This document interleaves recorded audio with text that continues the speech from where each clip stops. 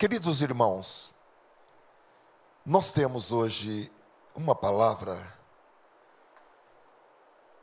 que tem como base uma escritura de Paulo, da primeira carta aos Tessalonicenses, capítulo 5 e versículo 23. Nós colocamos como título nesta mensagem, Efeitos da salvação da alma. Por favor, digam comigo, efeitos da salvação da alma. O texto na primeira epístola aos Tessalonicenses, capítulo 5, versículo 23, diz assim: E o mesmo Deus de paz vos santifique em tudo, e todo o vosso espírito e alma e corpo sejam plenamente conservados irrepreensíveis para a vinda de nosso Senhor Jesus Cristo. Queridos irmãos, é muito usual e costumeiro entre nós a expressão Jesus salvou a minha alma. Muitas das letras das nossas músicas, das nossas canções, dos nossos hinos, dos nossos louvores, diz respeito à salvação de nossas almas. Eu gostaria de pensar com os irmãos a esse respeito, porque isso, o entendimento, vai nos ajudar a compreender o que a salvação significa, quais são os efeitos da salvação sobre o nosso ser, quais são ou qual é a dimensão da salvação e inclusive especialmente sobre a nossa alma, porque nós realmente falamos, eu entreguei a minha alma para Jesus. Quando nós lemos a Bíblia, com essa construção em mente, na nossa memória ativa, Jesus salvou a minha alma, eu entreguei a minha alma para Jesus. Esse pensamento, essa convicção, nos ajuda a entender de uma maneira mais abrangente, mais completa, o que muda quando nós tomamos a decisão de colocar a nossa confiança em Cristo, colocar a nossa esperança em Cristo, colocar o nosso presente, obviamente o nosso passado também, mas o nosso presente e o nosso futuro em Cristo, e aceitá-lo como Salvador das nossas almas, o que isso realmente significa. O texto que nós lemos, irmãos, revela que o ser humano, ele tem uma natureza tripartida. Ou seja, o ser humano é composto de três partes. Partes definidas, partes separadas, porém, que se completam. É possível separar o corpo da alma? Sim. É possível separar a alma do espírito? Sim. Muitas pessoas pensam que o ser humano, e eu diria quase que a maioria das pessoas, que o ser humano é apenas composto de duas partes, que seria o corpo e a alma.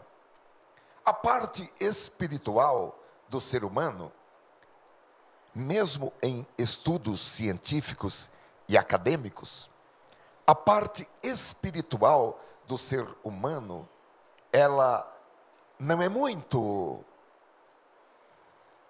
explicada, mencionada, estudada, mesmo, queridos irmãos, quando se fala em inteligência espiritual, essa parte que a Bíblia define como espírito, não é muito estudada, porque muitas pessoas pensam que o espírito e a alma são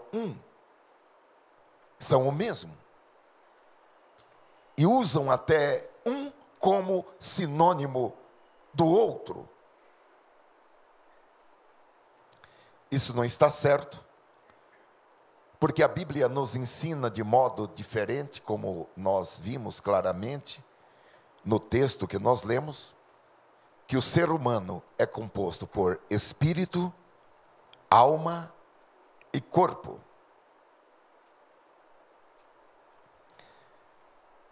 Há um texto em Hebreus capítulo 4 e versículo 12,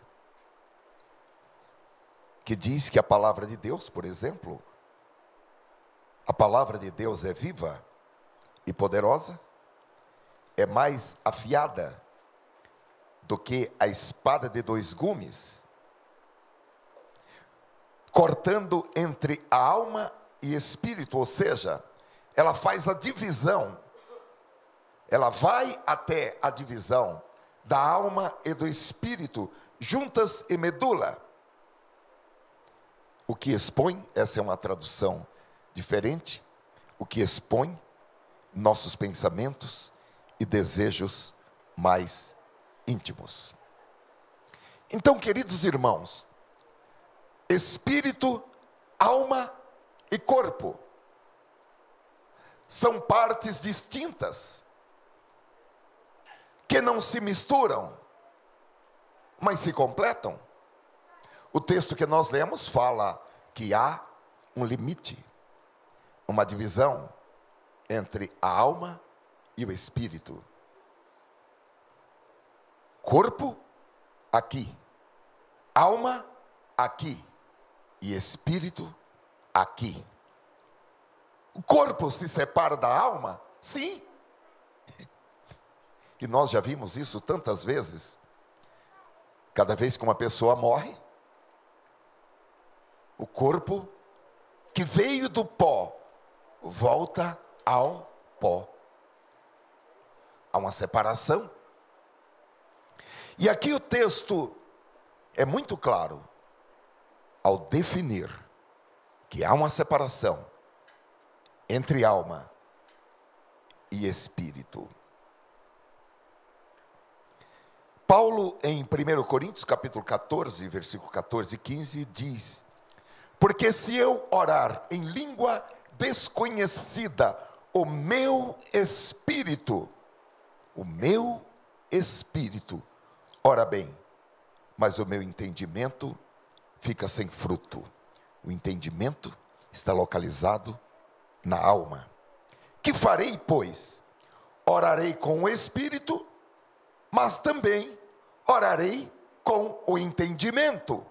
Cantarei com o espírito, mas também cantarei com o entendimento.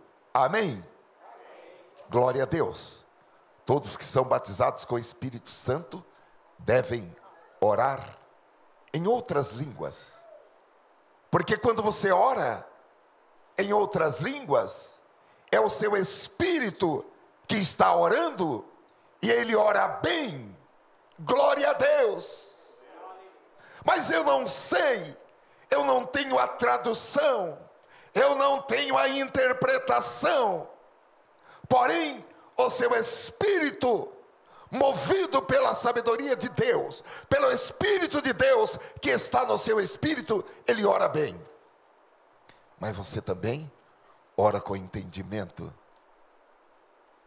Você ora também com compreensão, com raciocínio, com entendimento a respeito daquilo que você deve orar assim como também o cântico no Espírito e o canto compreensível com entendimento. No versículo 18, Paulo ainda diz: agradeço a Deus que eu falo em línguas mais do que qualquer de vocês. Porque Paulo estava dando uma instrução para que a pessoa também falasse em línguas com sabedoria. E Paulo, então, ele diz: olha, eu estou dando essa instrução, não é porque eu não falo em línguas. Eu agradeço a Deus que eu falo em línguas mais do que qualquer um de vocês. Porém, o que eu gostaria de observar com os irmãos é que Paulo, no primeiro versículo, ele usou a expressão o meu espírito. E ele usa também a palavra eu, de forma intercambiável, uma com a outra. Vamos rapidamente ver algumas definições. Espírito, o que é? É a dimensão do homem que trata do domínio espiritual. É a parte do homem que pode conhecer Deus. É a área que lida com fé, com esperança, com reverência, com oração, com a adoração. Glória a Deus. Nós só podemos tratar desses temas, meus queridos irmãos.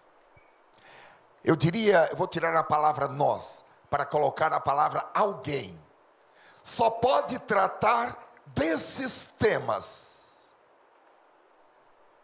em seu espírito. Amém? A alma é a dimensão do homem que trata do domínio mental, é o intelecto, a sensibilidade, a vontade, é a parte que pensa e que justifica. E o corpo é a dimensão do homem que trata do domínio físico, é a casa onde vivem a nossa alma e o nosso espírito.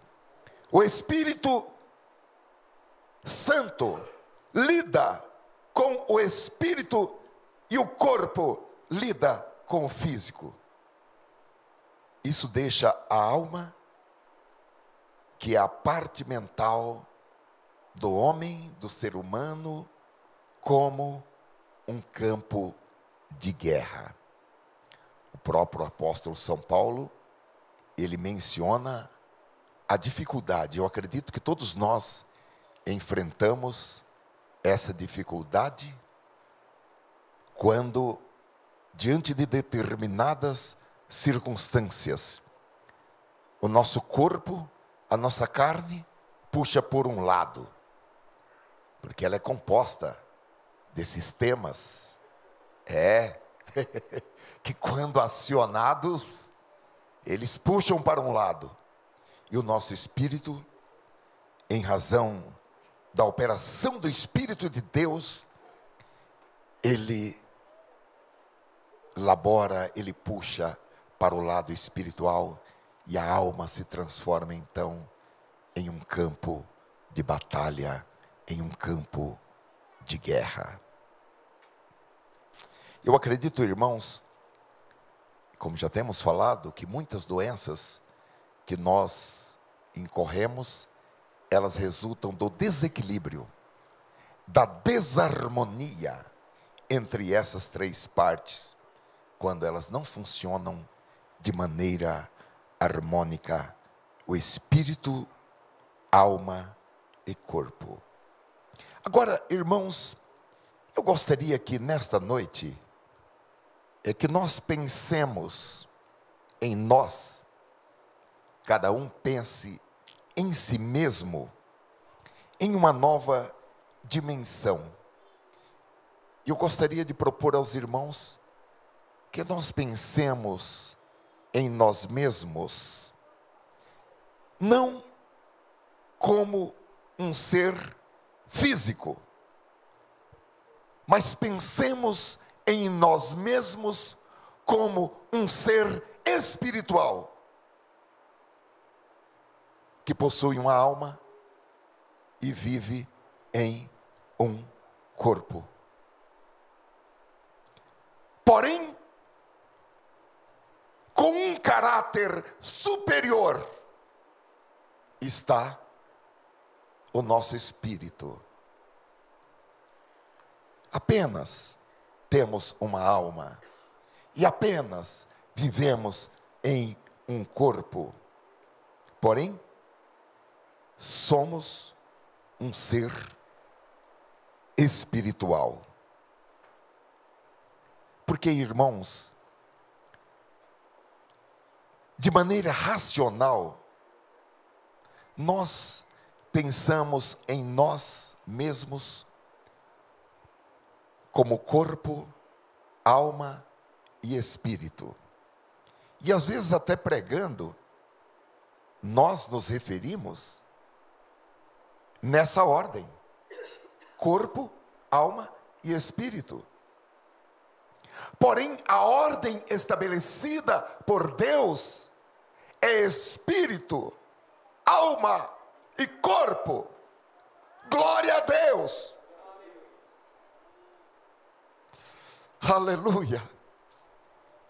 Porque sendo espírito, alma e corpo, nós podemos andar segundo o espírito e não segundo a carne. Porque a carne inclina, a sua inclinação é para as coisas da carne, é para produzir as obras da carne. A inclinação da carne é para a morte e para aquele rol que está lá no capítulo 5 de Gálatas, que só de ler a gente fica com vergonha. Porém, Deus estabeleceu uma ordem segundo a qual a primeira não é o corpo. A primeira nessa ordem é o espírito. Se poderia, por favor, colocar o mesmo texto que nós lemos no início, 1 Tessalonicenses, capítulo 5 e versículo 23.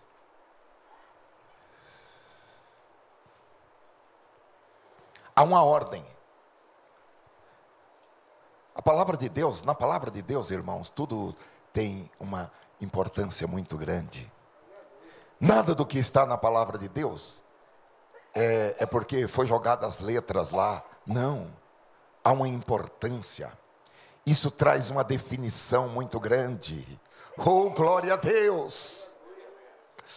Espírito, alma e corpo, esta é a ordem estabelecida por Deus para o ser humano. Aleluia. Então a realidade é que nós somos seres espirituais que apenas vivem aqui na terra. Isso está em consonância com as palavras de Jesus, que disse: eu não sou daqui, como eles também não são. Aleluia. Glória a Deus. Nós não somos daqui. Nós estamos, mas não somos. Aleluia. A Bíblia diz que os homens espirituais, que estão lá no capítulo 11 de Hebreus, eles reconheceram que aqui eles eram apenas peregrinos, viajantes. Aleluia. Então eles estavam com os pés na terra, mas com a cabeça no céu. Oh, glória a Deus. Aleluia. Queridos irmãos, não há tristeza, não há depressão que suporte o conhecimento da palavra de Deus. E conhecereis a verdade, e a verdade vos curará. certamente libertará, curados pelo conhecimento da verdade. Há pessoas que não precisam da imposição de mãos e da oração da fé, e não precisam também da unção com óleo, precisam do conhecimento da palavra de Deus para serem curados. Curados pelo conhecimento da palavra de Deus. Aleluia. Então, irmãos, a ordem é esta. A ordem da palavra de Deus. Não há outra ordem. Quando Deus nos vê nessa ordem: espírito, alma e corpo. Amém? O corpo, eu fui dar uma olhada. O corpo humano é composto de carne, ossos, músculos, sangue, órgãos, cérebro, neurônios, produtos químicos, hormônios, etc. E quimicamente, o corpo humano contém cobre, zinco, cobalto, cálcio, manganês, fosfatos, ferro, níquel e silício. Gênesis capítulo 2, versículo 7, diz que Deus formou o homem do pó da terra. Glória a Deus! Agora, para todos os animais, Deus pronunciou uma palavra, Deus falou na existência deles. Agora, para o homem, a Bíblia diz que Deus pessoalmente formou o corpo humano. Agora, a Bíblia diz que quando a pessoa coloca a sua fé em Jesus, o seu corpo se torna templo do Espírito Santo. Templo do Espírito Santo. Em outro lugar, Jesus disse: eu e o Pai viremos e faremos morada nele. Você tem dentro de você o Pai, o Filho e o Espírito Santo. Glória a Deus. Como habitantes desse tabernáculo, como habitantes desse templo, como habitantes desse corpo. Veja bem, hein? Onde você vai levar o Pai, o Filho e o Espírito Santo. É por isso que está escrito que o Espírito Santo tem ciúmes de nós, desse corpo. Veja bem o que você vai fazer com esse corpo, hein? Agora, queridos irmãos, nós sabemos que quando nós somos salvos, obviamente, a salvação tem efeitos sobre o nosso corpo, porém, a salvação não significa que o nosso corpo será instantaneamente transformado e curado. Há situações em que a pessoa é salva, porém não é do plano de Deus a cura do seu corpo, mas ela é salva. E há situações em que a pessoa é instantaneamente curado. Glória a Deus. De qualquer maneira, este corpo que nesta noite você trouxe aqui para esta igreja, ele é uma habitação temporária da sua alma, e a sua alma é uma habitação do seu espírito. Agora, eu li que se você tem mais de 30 anos de idade, você já começou a encolher.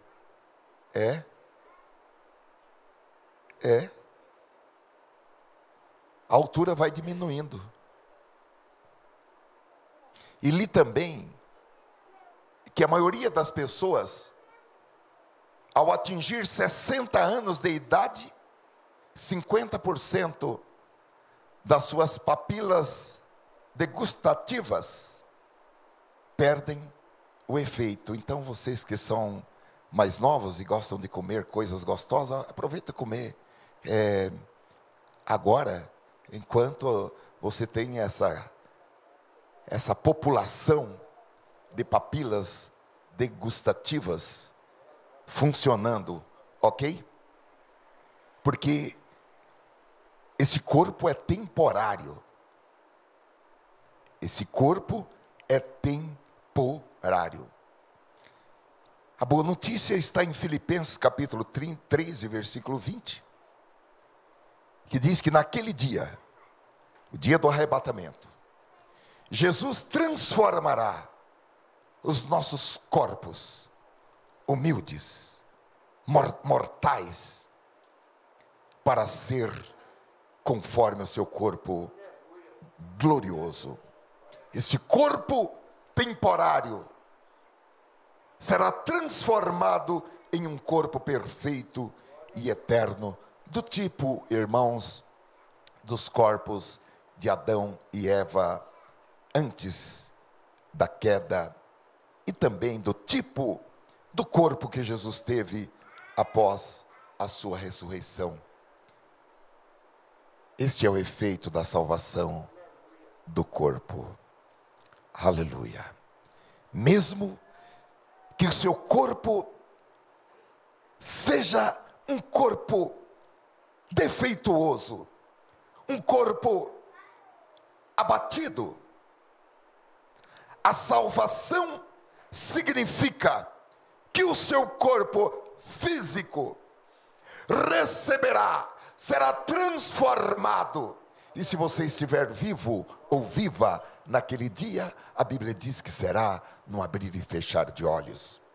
Se você já estiver no pó da terra, a Bíblia diz que ressurgirá, aleluia, num corpo glorioso, tipo do corpo que Cristo teve após a sua ressurreição. Agora, nós somos mais do que um corpo físico, porque conforme vimos, nós somos também compostos de alma e espírito. Enquanto, irmãos, os animais têm instinto, nós temos alma. Eu li uma frase de um cientista,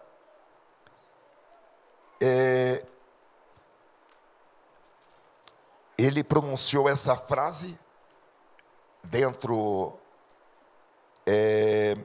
no âmbito da ciência, e ele diz que, comparado com os nossos parentes, entre aspas, que vocês sabem, mais próximos no reino animal, a pesquisa científica indica que os seres humanos são únicos em muitas frentes, incluindo criatividade, personalidade, pensamento abstrato e julgamento moral. A alma, queridos irmãos, segundo nós aprendemos dos estudiosos, ela é composta de mente, vontade e emoção. A mente refere-se à nossa criatividade, à capacidade de raciocinar, ao intelecto. A mente funciona através de células físicas que podem ser vistas no cérebro. Porém, a mente é mais do que uma atividade química ou de uma atividade elétrica.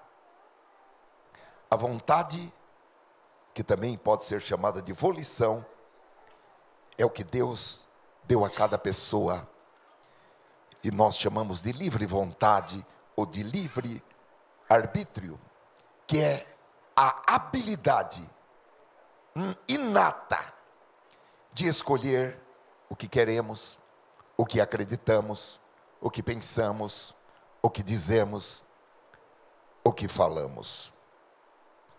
E a emoção, irmãos, que inclui desejos, apetites, sentimentos, sentimentos de felicidade, de raiva, de ansiedade, de paz, de medo, de alegria e assim por diante. Glória seja ao nome do Senhor. Eu li também uma frase de um neurocientista de uma universidade de Nova York, em que ele disse: até esta data, não existe uma neurociência da personalidade.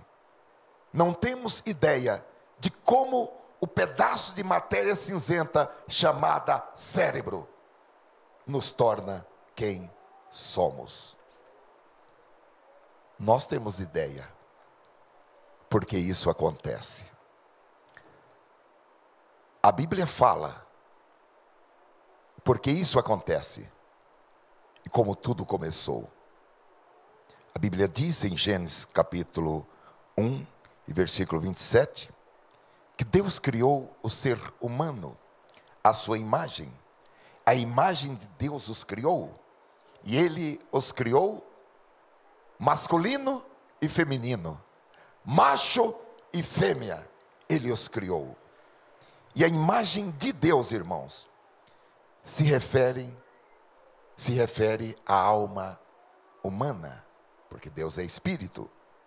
E muitas escrituras falam sobre a vontade de Deus, a criatividade de Deus, o raciocínio de Deus, sobre Deus estar com raiva, sobre Deus estar com alegria. Então Deus criou a alma humana segundo esses atributos.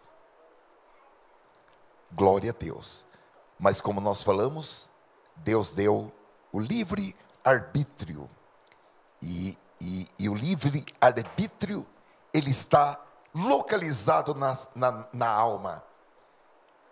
E nós podemos, através da nossa vontade, escolher acreditar em Deus.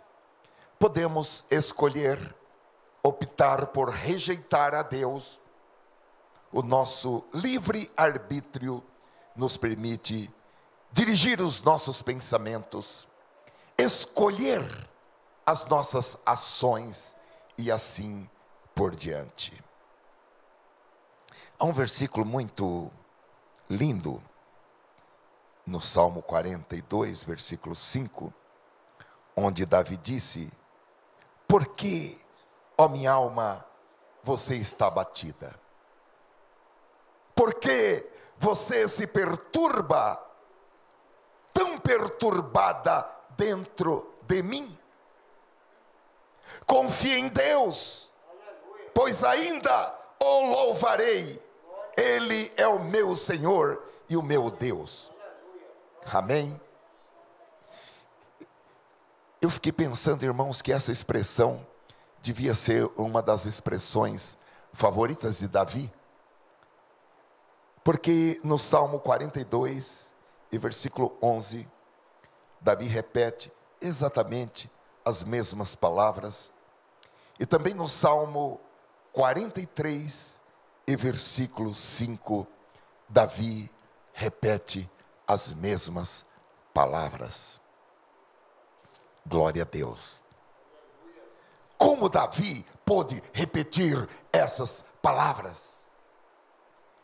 Ele pôde repetir, ou pronunciar e depois repetir e insistir com essas palavras, porque o seu espírito estava conectado em Deus.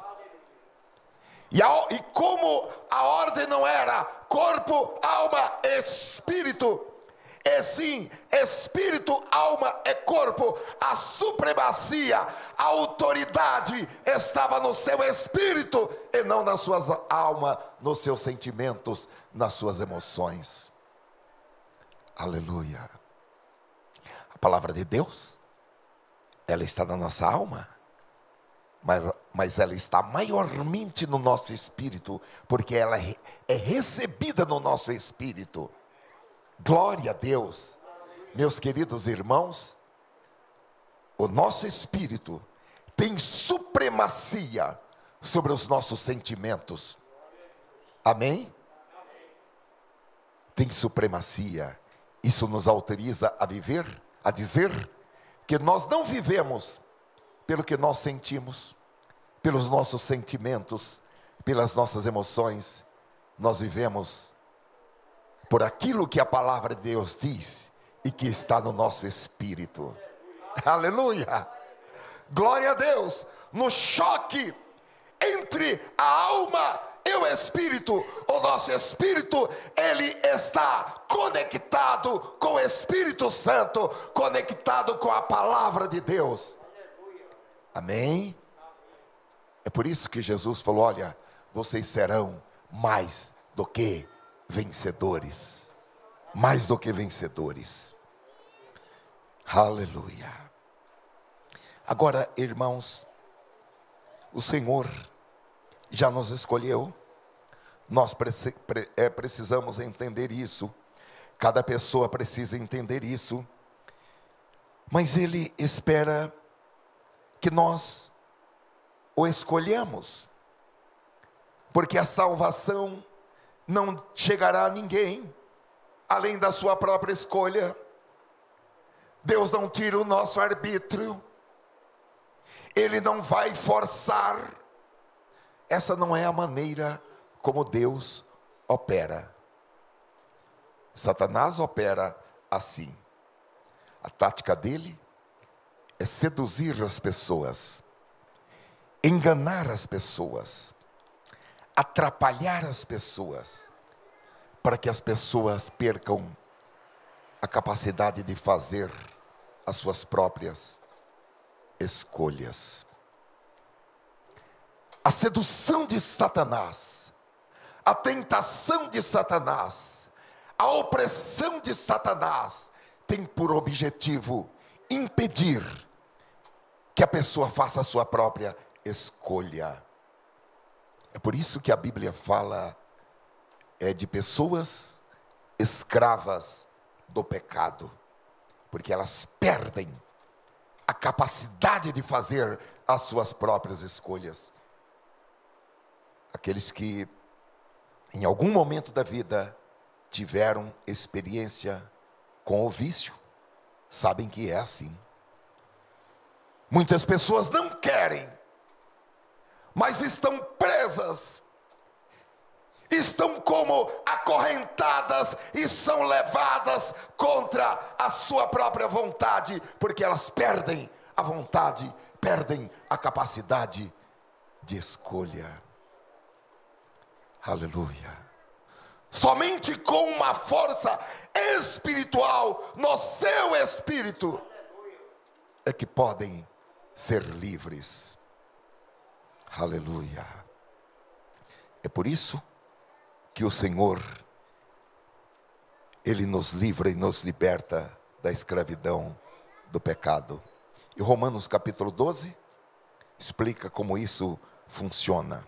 Versículo 1: portanto, irmãos, rogo-lhes, pelas misericórdias de Deus, que se ofereçam em sacrifício santo, vivo, santo e agradável a Deus. Este é o culto racional de vocês.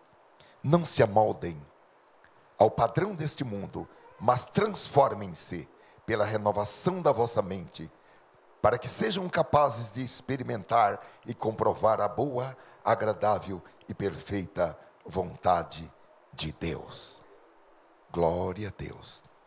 Um dia, queridos irmãos, esse nosso corpo mortal, ele será transformado para um corpo imortal. Agora, um dia, a alma, por sua vez, ela é progressivamente transformada. À medida que nós cremos, à medida que nós vivemos pela fé, nós somos progressivamente transformados. O próprio apóstolo Paulo, certa vez ele fez um balanço e disse: eu ainda não cheguei lá. Eu ainda tenho na minha alma que progredir na minha alma. Mas uma coisa eu faço: eu estou olhando para Cristo. Eu não estou olhando para o meu passado. Eu não estou olhando no retrovisor. Eu não estou olhando para o dia de ontem. Eu estou olhando para o Senhor. Glória a Deus. Não aceite a acusação do inimigo, porque você está crescendo em Cristo. Você está progredindo. Você é mais hoje do que você foi ontem. Não aceite. Resista o diabo e ele fugirá de vós. Mas as pessoas não são feitas apenas de corpo e alma. São feitas de corpo, alma e espírito. E João capítulo 4 e versículo 24 nos diz que Deus é espírito. E como eu disse aos irmãos, feitos à imagem e semelhança de Deus, também seres espirituais, com consciência, porque mesmo uma criança de 2 anos, de 3 anos, ela sabe o que é certo. Quando ela faz algo errado, ela já demonstra nas suas ações, no seu modo, que fez algo errado, porque a consciência, irmãos, ela desempenha um papel muito importante. E agora é para nós que já temos mais idade, a nossa consciência, ela acende aquela luzinha amarela, ela acende aquela luz vermelha. Intuição, que é a capacidade de ter sabedoria e discernimento, que vai além do raciocínio intelectual. Porém, queridos irmãos, nós vamos além, e eu quero falar com os irmãos disso daí na próxima quinta. E a comunhão, que é a parte de nós que pode se conectar diretamente com Deus. Todo ser humano, o seu espírito, anseia por ter comunhão com Deus, por ter um relacionamento com Deus. Muitas pessoas que vão no seu consultório e falam: olha, eu não sei, eu sinto um buraco aqui, está me faltando algo. Eu tenho tudo, eu tenho um bom emprego, eu tenho família, eu tenho esposo, esposa, filhos, filhas, netos, mas eu não sei, está me faltando alguma coisa. Há uma frase que é atribuída a Blaise Pascal, é assim que diz. Ele disse: existe um vácuo em forma de Deus no coração de cada homem, que não pode ser preenchido por qualquer coisa criada, mas somente por Deus, o Criador, feito conhecer através de Jesus. E quando, irmãos, Adão e Eva pecaram, eles perderam a conexão espiritual com Deus. A morte, diz a Bíblia, que a morte entrou no mundo a partir daquele momento. E alguém poderia dizer: mas como é isso? Se Adão e Eva viveram fisicamente tantos anos, o que mudou quando eles pecaram? Quebrou a conexão, interrompeu a ligação. A conexão com Deus ficou irremediavelmente quebrada. Porque, irmãos, nós fomos programados, nós fomos criados, o ser humano foi programado para ter conexão com o Espírito Santo de Deus. Sem essa conexão, falta algo, porque falta vida. Sem essa conexão, a pessoa está espiritualmente morta. É o que Paulo diz em Colossenses capítulo 2 e versículo 23, que nós estávamos mortos em nossos delitos e pecados, porém Deus nos fez vivos com Cristo.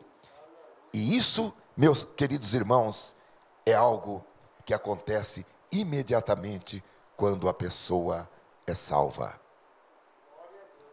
A salvação do corpo aguarda uma transformação futura. Até Lázaro, que Jesus ressuscitou depois de morto, até Lázaro já morreu. A alma, conforme nós vimos, é progressivamente transformada. Porém, o espírito é instantaneamente transformado. Então, morto em delitos e pecados, esse espírito ressuscita instantaneamente, milagrosamente, no momento da salvação. Amém? Nós precisamos entender isso, irmãos, porque existem muitas coisas em nossas almas, muitos sentimentos e muitas emoções que nos escravizam. Existem também, irmãos, emoções e desejos da carne que migram para a alma, mas que nos escravizam. Quando nós temos uma conexão do nosso espírito com o Espírito de Deus, que nos dá a força necessária para vencer. Ó, queridos irmãos, vamos entender que por causa da conexão, da ligação do Espírito de Deus com o nosso espírito, nós temos força para vencer os defeitos que estão em nossas almas, os defeitos que estão em nossos corpos. Bendito seja o Senhor. Aleluia. João, na primeira epístola, capítulo 5, versículos 12 e 13, diz: quem tem o Filho tem a vida, quem não tem o Filho de Deus não tem a vida. Escrevi-lhes estas coisas a vocês que creem no Filho de Deus, para que vocês saibam que têm a vida eterna. Não é um dia, não é no arrebatamento, não é no trono branco, no juízo final, que você terá a vida eterna. Você tem a vida eterna hoje no seu espírito, o que lhe dá força para vencer os defeitos da sua personalidade, os defeitos de caráter, os defeitos da alma. Aleluia. Não consigo vencer, consegue sim. E conhecereis a verdade, e a verdade vos libertará. Então, irmãos, a vida eterna, a natureza de Deus, ela é implantada em nosso espírito a partir do momento da salvação.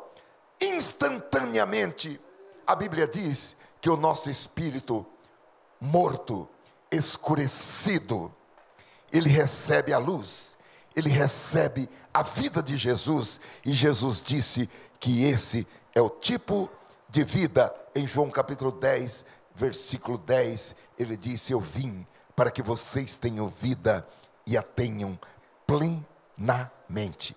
É vida com V maiúsculo, não é uma vida qualquer, é uma vida plena, é uma vida abundante, é uma vida total, é uma vida vitoriosa. Eu quero dizer aos irmãos dessa noite: não se contentem com nada menos do que vida abundante, vida vitoriosa. Irmãos, agora, a vida de uma pessoa não consiste na abundância dos bens que ela possui. Vamos ter isso em mente. Já estamos concluindo, irmãos. E eu quero concluir lembrando do primeiro sermão evangélico do apóstolo Pedro no dia de Pentecostes, Atos capítulo 2, versículo 37, quando as pessoas ouviram, ficaram atônitas, aflitas, preocupadas com a sua situação, e perguntaram a Pedro e aos demais apóstolos: irmãos, e agora, que faremos? Versículo 28, Pedro respondeu: arrependam-se, e cada um de vocês seja batizado em nome do Senhor Jesus Cristo para perdão dos seus pecados, e receberão o dom do Espírito Santo. O Espírito Santo, irmãos, ele é um dom. O Espírito Santo é um presente. O Espírito Santo, irmãos, ele se conecta ao meu espírito e ao seu espírito, e você instantaneamente recebe força espiritual, porque você é transportado da escuridão para a luz, da morte para a vida.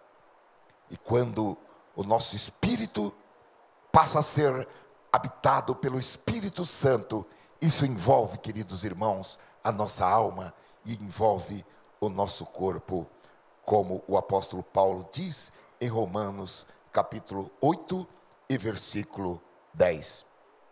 Então, queridos irmãos, a essa progressividade, o nosso corpo está sujeito à morte.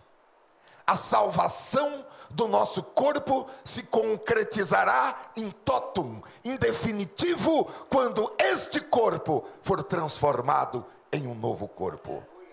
Glória seja ao nome do Senhor.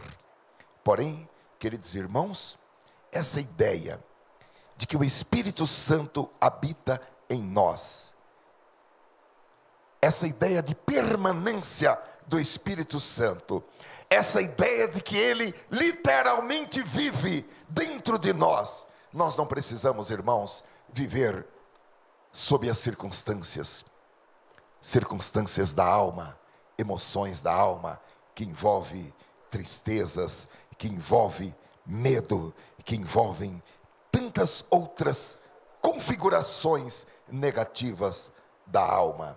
Por isso, irmãos, nós precisamos com muita urgência fazer uma reconfiguração.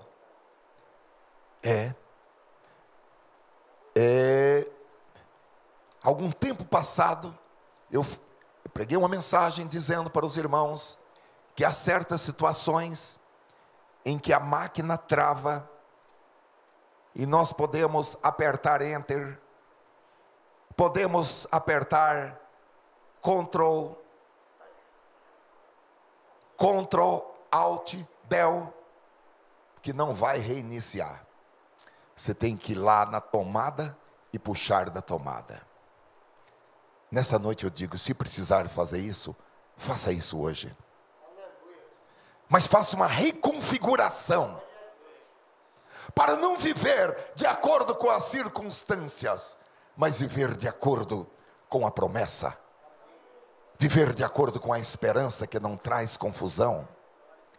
Viver de acordo com a paz que excede a todo entendimento. Viver de acordo com a alegria que ninguém pode tirar. Glória a Deus. Pode moer, pode matar, mas não pode tirar a alegria.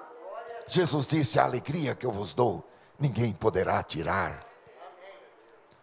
Ó Senhor, nos ajuda a reconfigurar, Senhor, as nossas mentes.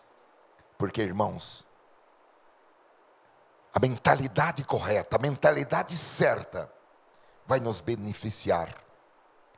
Vai beneficiar também o corpo.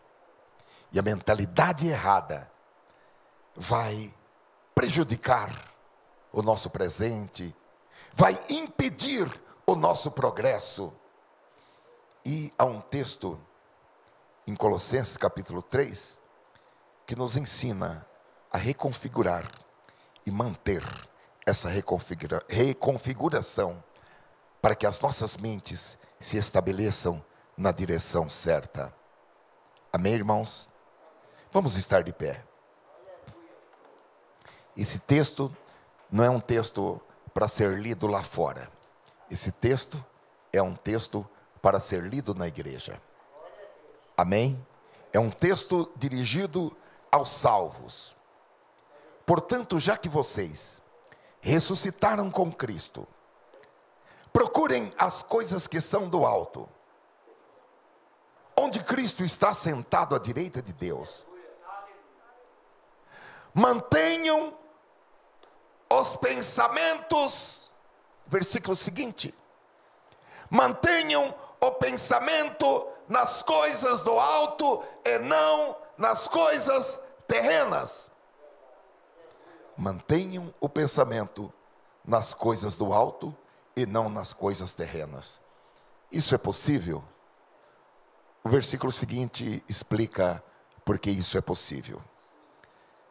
É possível, pois vocês morreram. E agora a sua vida está escondida com Cristo em Deus. E quando Cristo, que é a sua vida, for manifestado, então vocês também serão manifestados com Ele em glória. Assim, façam morrer. Aqui está falando, tome iniciativa. A responsabilidade é sua. Por causa dessa ligação, dessa conexão. Porque a vida de Cristo está dentro da sua vida. Façam morrer tudo o que pertence à natureza terrena de vocês: imoralidade sexual, impureza, paixão, desejos maus e a ganância, que é a idolatria. Amém. Jesus nos dá poder para vencer. Jesus nos dá poder para matar tudo o que pertence à natureza terrena. Se você quiser continuar com essa lista, basta ir em Gálatas, capítulo 5, versículo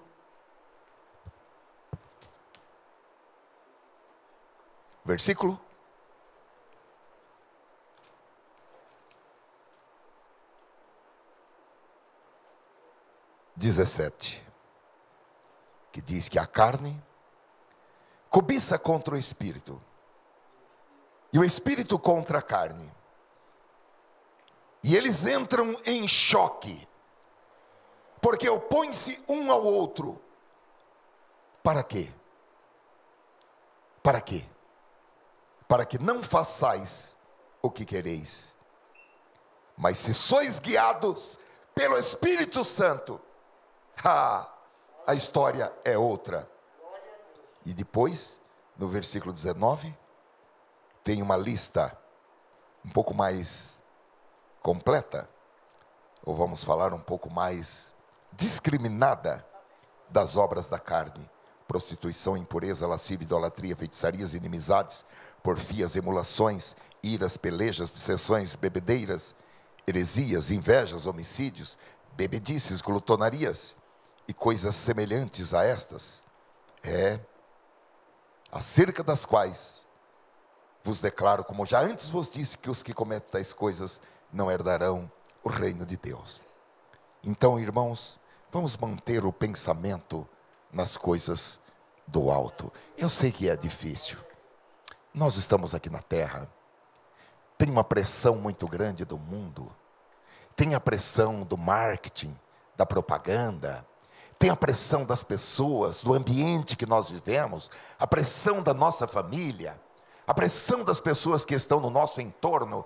A pressão dos negócios. A pressão dos estudos, do comércio, da indústria. Há uma pressão muito grande do mundo. A pressão dos demônios.